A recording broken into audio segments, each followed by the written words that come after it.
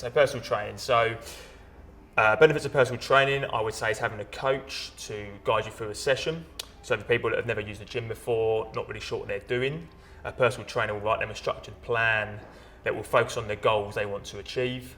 So normally the reason people tend to drop out the gym is because they don't have the plan there to keep them progressing for like 3, 4, 5, 6 months at a time. And it's someone there to push them through when they're really struggling. So, it's nice and easy to, if you're getting to a point in your session and you're really feeling fatigued, to maybe give up. But a personal trainer will be there to give them that extra sort of 10, 20% that they need to get them through the end of that session.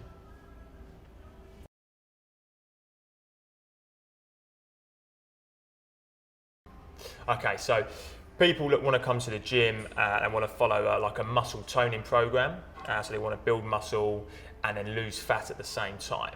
So the best way to do that is to certainly work with weights. So you can do like high intensity circuits. So what that will do is you'll do like maybe a circuit of 5 or 6 exercises, focusing on like upper body muscles, lower body muscles, core muscles, and you'll do it in like a fast paced 5-minute circuit. And the idea of that is that you're going to be training with weights, so it's going to increase your lean muscle. And at the same time, because you're moving in that high intense 5-minute time, it's going to get your heart rate up, which is going to then optimize your fat burning.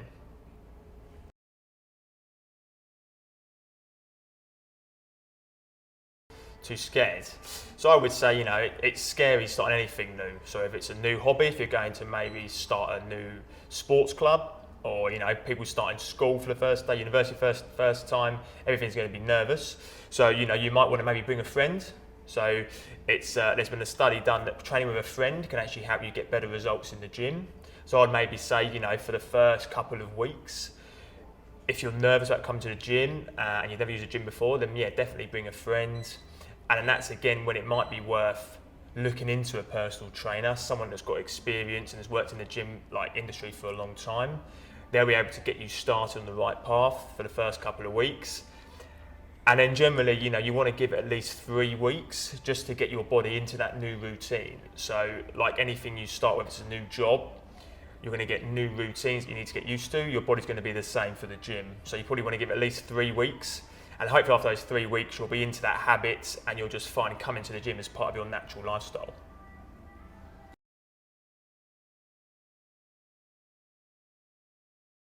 Benefits of drinking protein. So there's a lot of protein shakes on the market.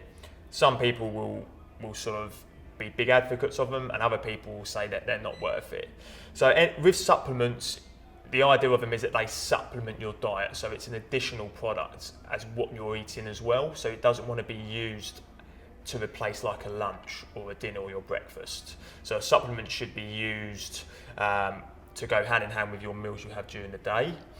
With protein shakes, it's all about finding the right one. So if you're looking to, like we mentioned earlier, build muscle and lose your fat stores, you want to get a drink that's maybe quite low in carbs.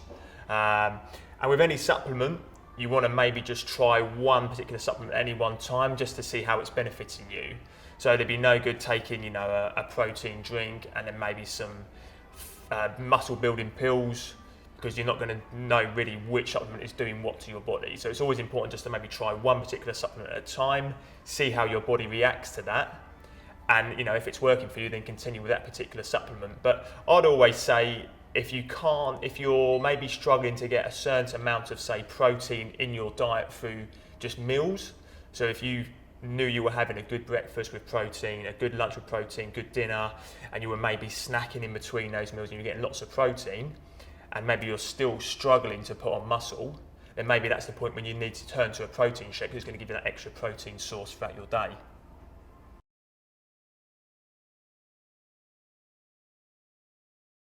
So yeah, best way to stay motivated. So you want to put your goals down on a bit of paper.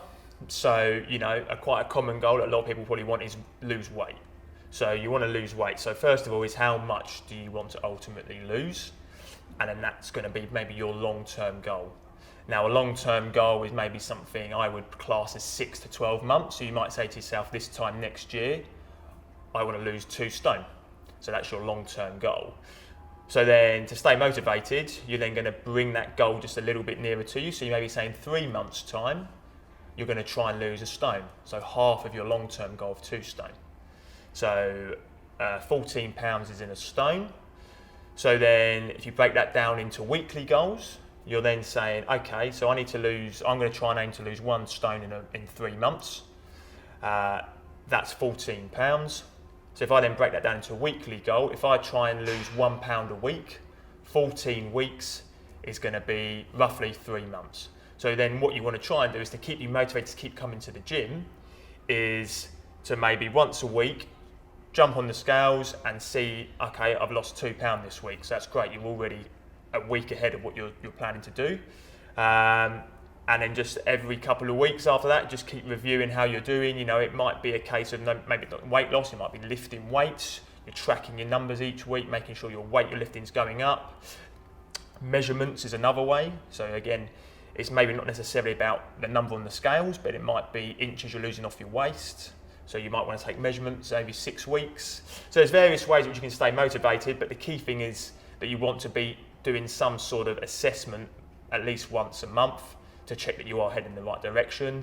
And then, you know, if you're not happy with your results, then again, that's maybe the time when you want to say, maybe I need a bit of guidance from a personal trainer. And then you can go through then what you've been doing in the gym. And then that personal trainer might say to you, okay, well, yeah, you know, if you're looking for fat loss, then what you've been doing here isn't really right. So I'm going to give you this plan, which is going to then put you in the right direction. And then hopefully that will then set you on the right path towards your goals.